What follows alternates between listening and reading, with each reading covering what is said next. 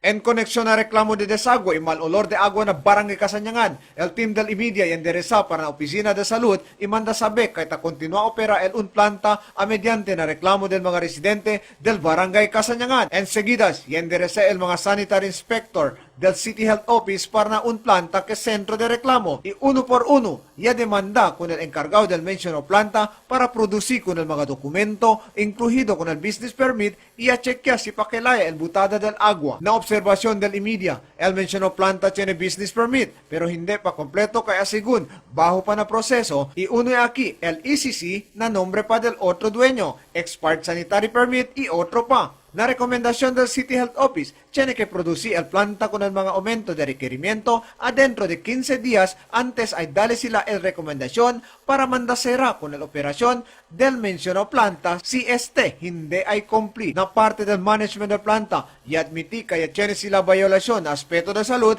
in acuerdo del Memorandum of Agreement entre el barangay y el mencionado planta. Well, kahapon, yung volume ng process namin is nasa 1.1 tons lang. Then yung tubig na nagamit most probably is nasa mga 30 cubic meter.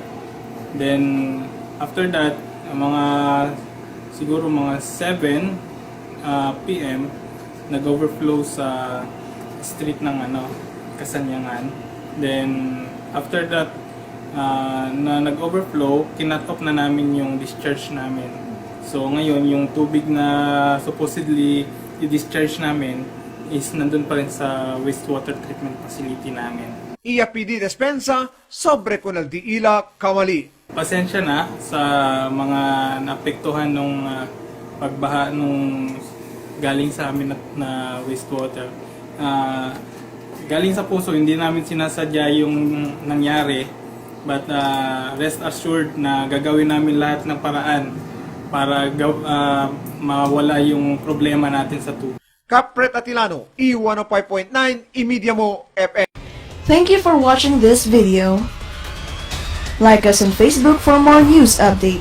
Imedia Mo official Facebook page. Follow us on Twitter at Imedia Mo. Watch us live through our website www.emediamo.tv.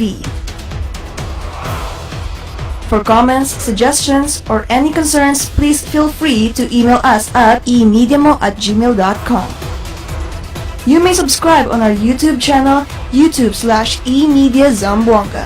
Subscribe now.